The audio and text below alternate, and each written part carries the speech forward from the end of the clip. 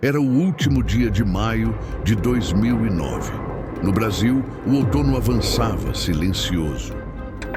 O Estado da Saúde confirmou o registro de 3 casos de influenza H1N1. O H1N1 já provocou 886 mortes no Brasil. Já são 11 estados com registros de H1N1. O número de mortes pela gripe H1N1 no estado... O noticiário falava sobre a gripe H1N1. O mundo seguia, como sempre, seu curso.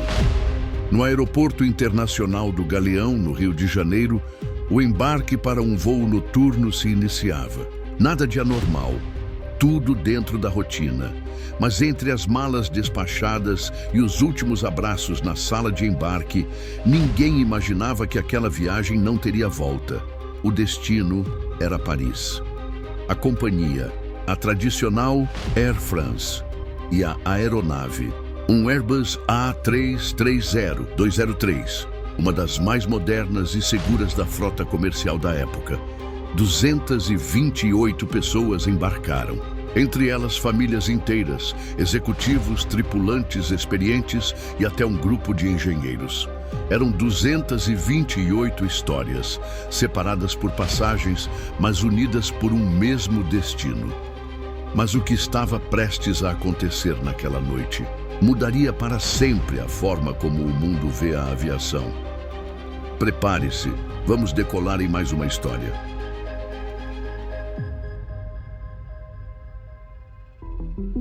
Seja bem-vindo ao canal Altitudes e Histórias. Hoje, revisitamos um dos casos mais complexos da aviação moderna. Uma tragédia que chocou o mundo, desafiou especialistas e trouxe lições duras para toda a indústria.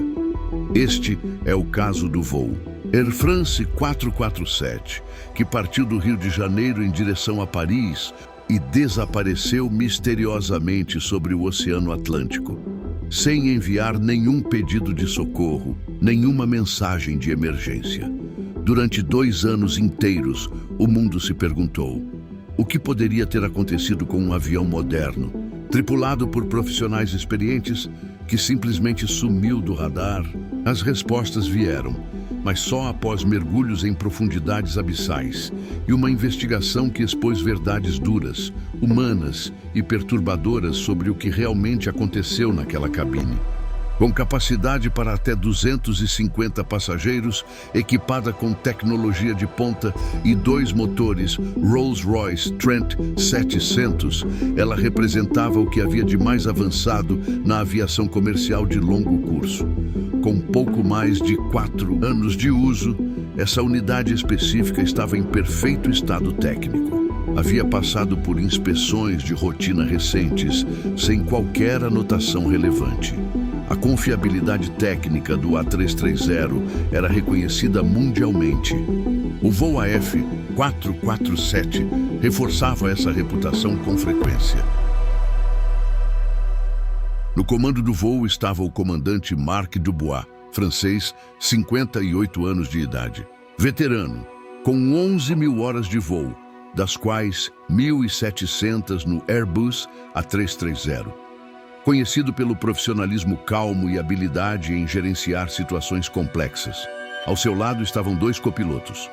David Robert, 37 anos, mais de 6.500 horas de voo, sendo mais de 1.800 no modelo A330. E Pierre-Cédric Bonin, 32 anos, com 2.900 horas, das quais apenas 800 nesse tipo de aeronave. Como o voo era longo, os 3 se alternariam durante a jornada. No momento do incidente, o comandante estava descansando e os 2 copilotos estavam no cockpit, em controle. Essa decisão operacional, o comandante estar fora da cabine no momento crucial, seria um dos fatores discutidos posteriormente. Nas investigações, a rota entre o Brasil e a Europa cruza uma das regiões meteorologicamente mais instáveis do planeta, a Zona de Convergência Intertropical. Esse cinturão climático fica próximo à linha do Equador e é conhecido por gerar tempestades convectivas, nuvens gigantescas que podem ultrapassar 16.000 metros de altura, com atividade elétrica intensa, granizo e turbulência severa. Não era a primeira vez que os pilotos enfrentariam aquela região. Mas naquela noite, a formação estava particularmente intensa. O radar meteorológico de bordo foi usado para tentar contornar as células mais densas. Mas havia uma combinação perigosa: má visibilidade, sobreposição de nuvens e dados limitados sobre a atividade vertical das tempestades. E no meio desse cenário, uma falha sutil começaria a se desenrolar.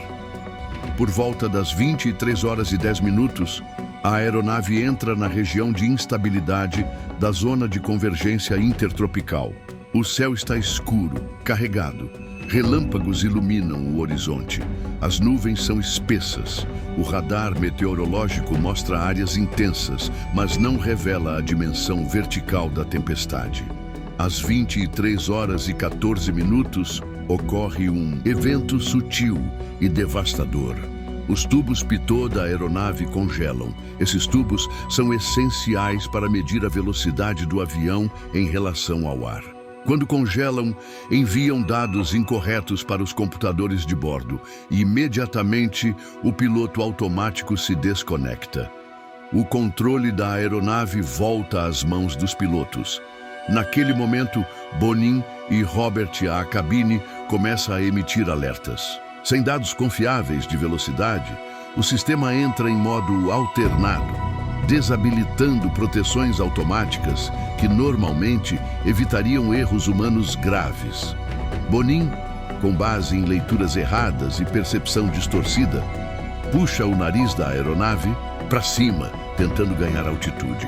Mas o avião não precisa subir, ele precisa de velocidade. E essa manobra inicia o stall, perda de sustentação. O aviso sonoro dispara: stall, stall, stall. Durante mais de 1 minuto, o nariz do avião permanece elevado e a velocidade diminui. David Robert tenta intervir, mas os comandos não são coordenados. O Airbus, em modo manual, aceita ordens contraditórias. Ambos tentam controlar ao mesmo tempo e o sistema não corrige.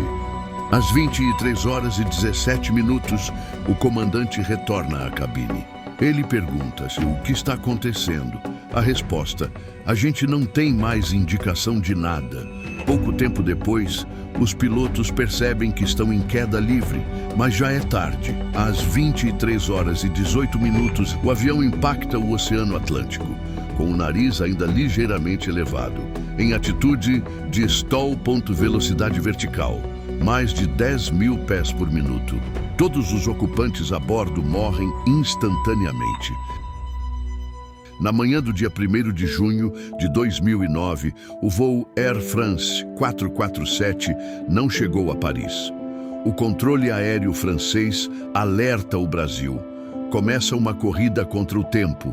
Durante dias, navios, aviões e satélites vasculham o oceano. 5 dias depois, os primeiros destroços surgem a 850 quilômetros do arquipélago de Fernando de Noronha. Assentos, máscaras de oxigênio, equipamentos flutuantes e corpos, mas o fundo do mar, profundo, escuro e irregular, mantém o mistério intacto. As caixas pretas, vitais para entender o que aconteceu, não são localizadas. Durante 2 anos, as buscas se intensificam, em fases. Submarinos autônomos mapeiam o fundo do mar em alta resolução. Finalmente, em abril de 2011, a equipe encontra a seção principal da fuselagem e, dias depois, as caixas pretas intactas. Elas estavam a mais de 4.000 metros de profundidade. Com os dados em mãos, o BA, Bureau d'Enquêtes et d'Analyses, inicia a análise detalhada. O que os investigadores descobrem é um encadeamento de fatores humanos e técnicos que se alimentaram mutuamente até o colapso. Os principais pontos: congelamento simultâneo dos 3 tubos, pitot por cristais de gelo. Um fenômeno já registrado, mas subestimado. Desconexão do piloto automático, levando a um modo manual que exige mais habilidade técnica dos pilotos. Desorientação situacional, causada por alarmes múltiplos, dados inconsistentes e a ausência de velocidade confiável. Falta de coordenação entre os copilotos, ambos aplicando comandos distintos nos manches que no Airbus não são interligados mecanicamente. Falta de resposta adequada ao stall em alta altitude, uma situação que não era treinada em simuladores. A aeronave permaneceu íntegra até o impacto. A falha foi humana, amplificada por limitações de treinamento, sobrecarga de informações e arquitetura de sistemas que não priorizavam feedback claro. O relatório final, divulgado em 2012, gera repercussão mundial. Diversas mudanças são implementadas. Mais do que isso, o caso acende uma discussão importante. Até que ponto a automação pode reduzir o envolvimento humano? E até que ponto o ser humano está preparado para intervir quando a tecnologia falha? 228 pessoas, entre elas brasileiros, franceses, alemães, senegaleses. Passageiros de 26 países diferentes, famílias, trabalhadores, tripulantes, pessoas que sonhavam com o destino e desapareceram no meio do caminho. O acidente do voo Air France 447 foi mais do que um desastre aéreo. Foi um alerta global. Ele revelou que mesmo dentro de uma cabine repleta de tecnologia, a vulnerabilidade humana ainda existe. E que o silêncio, especialmente o silêncio de um avião que deveria estar falando, é muitas vezes a primeira evidência de que algo deu errado. Se essa história tocou você, deixe seu like, inscreva-se no canal Altitudes e Histórias e compartilhe com quem também respeita as vidas que cruzam os céus todos os dias. Um grande abraço e até o próximo voo.